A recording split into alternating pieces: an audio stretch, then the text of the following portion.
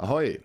After I made my video yesterday, something kind of funny happened, and I briefly wanted to touch upon it. I know I said there's not going to be much New World talk for a while, but this is kind of ironic because basically right after I released my video, this post came out, and this is a post I had been waiting for, I think for approximately a week now, and I was like, okay, it's just not going to happen. They're not going to release a secondary part of the patch, and then they did right after I released my video, after I waited so long for them to finally release it. So I wanted to briefly touch upon that because it actually addresses some of the concerns that I had. There's some other interesting changes like fast travel costs being changed and dungeon fixes and whatnot, and some other nice changes, but the one that I want to look at here, or the ones that I want to look at, are the Void Gauntlet and the Rapier.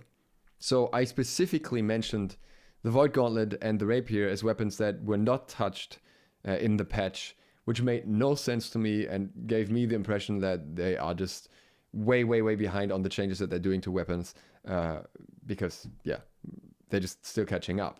But now they have introduced these changes. Like, this was not based on my video at all, because this literally came out like right after my video. There's no chance that it was from that. So it must have been like probably based on feedback from the first phase. Who knows why they didn't put it into the very first patch.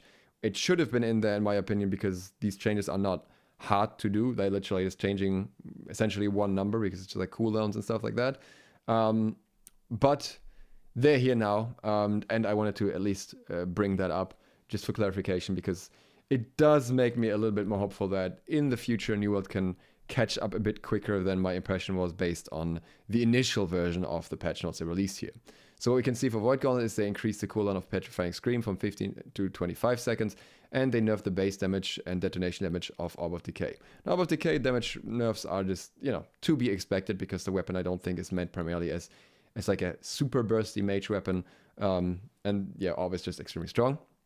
Petrifying Scream, on the other hand, is a massive lockdown tool, high utility in wars, and comes with anti-heal. And this, I think, is a really significant change for war specifically. And this makes it so that it's much more encouraged to use Void Blade with the Void Gauntlet as well. Because with the Void Blade, you have a lot of ways of easily reducing the cooldown of your other abilities, and the Void Blade itself even, so that you can very consistently use both Oblivion and Petrifying Scream, and usually you want to use them together anyways, which means this cooldown increase isn't actually that big of an issue if you're using Void Blade anyways. And it may also like promote perks like refreshing moves a little bit along the way. So yeah, I think that's a promising change, and I think that's like the right direction for Void Gauntlet. We're seeing something similar with Rapier here. We have a cooldown increase to all the defensive and escape utility being riposte, having its cooldown increased back to 18 seconds from 12 seconds. Evade having its cooldown doubled, which actually surprised me. It's actually a bit more than expected, from 6 to 12 seconds, and Flash having its cooldown increased from 17 to 20 seconds. Now, in the case of Evade, you also see some abilities that like are tied to Evade being swapped. That is Breathe In, which gives you stamina when using Evade, and Crescendo, which makes it so that each light attack reduces the cooldown of this ability by 30%. This seems like they wanted to be used more aggressively, maybe more in combination with a Blood Tree. So you basically only need 2 points in the Grace Tree in order to use Evade as an aggressive ability in order to do damage with it. The problem is that a lot of the Rapier builds don't necessarily revolve around light attacks, because they aren't always inherently rewarding with the attack chain and everything. And the Blood Tree itself probably needs a lot of love as well. There's some cases to be made for some abilities in there, but especially Tondo, for example, is an ability that I think is just too clunky, and Flourish and Finish is something that pretty much no one I know actually uses. So yeah, I think these are pretty drastic changes, and I think they are following the response from people saying that the Rapier just has way too much safety.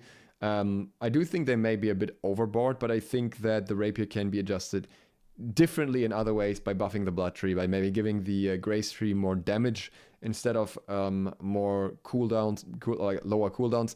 Just something that means that the Rapier can be used in offensive ways without being too much of a safety net for especially lifesteal users, or for like other super defensive playstyles.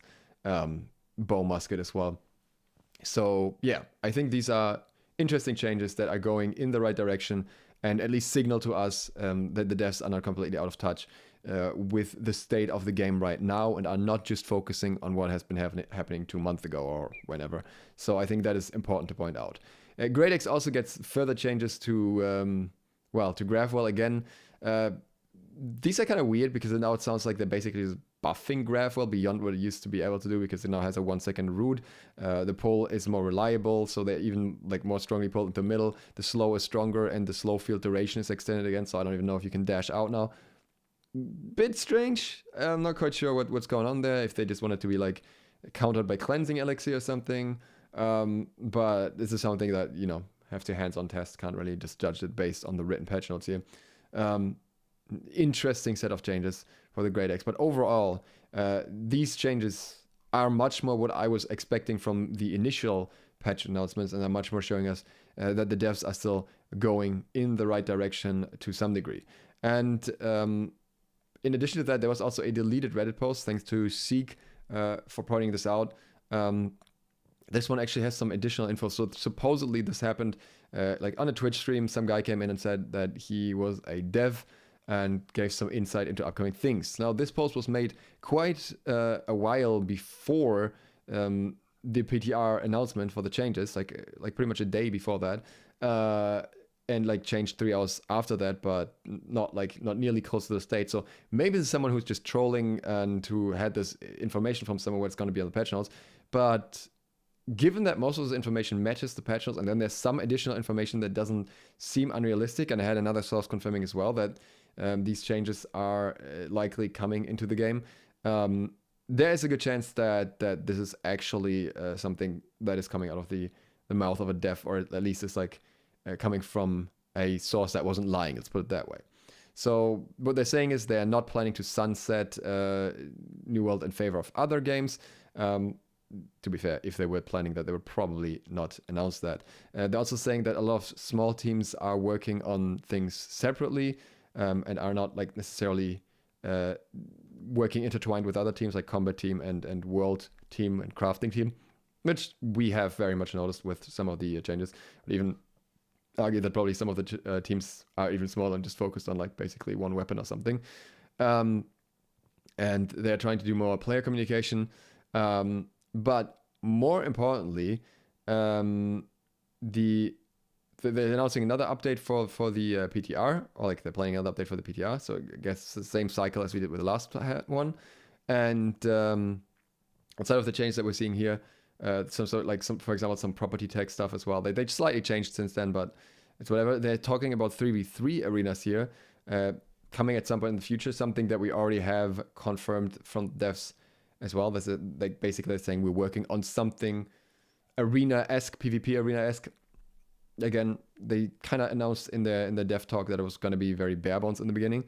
And they're saying that a lot of changes are planned over the next 2 months or so to make the game much better.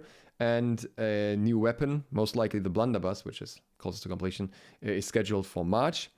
And they're also currently discussing internally to have the defenders in wars spawn in or close to the fort.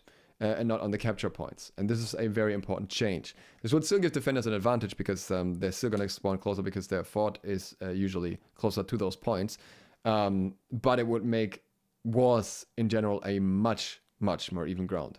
Still think that wars need an overhaul beyond that. I still think the point capture itself is something that in the long run they should rework entirely, but that's obviously nothing they can do like super quickly. And I think that having this change like as a more temporary solution is something that would definitely improve the state of wars in New World at the moment. So yeah, if these changes that are announced here are also true, I think that's again fairly promising, and I hope it's actually the case. So you'll see. We'll keep an eye on this. I'll keep an eye on this and see what happens in the future. Again, I don't expect New World to like rapidly change to become a fantastic game with tons of new long-term content, because that's what it eventually needs in order to survive. But again, I think this is a lot more promising than what we've seen so far.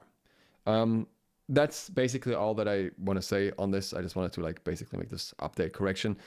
What I also wanted to mention is if you're interested in the upcoming Tiny Tina's Wonderlands content that I'm going to make, then consider subscribing and potentially, if you have subscribed, clicking the bell and setting it to all notifications, because something that I have been told a lot is then when people subscribe to my channel and even click the bell but don't have all notifications turned on, they don't get notified of videos outside of the game that they originally subscribed for. This was a problem when people that were following me for Smite wanted to see my New World videos, and in the same sense, this would happen with any upcoming content as well that is not New World. So if you want to see that, again, click all notifications so you actually learn about it.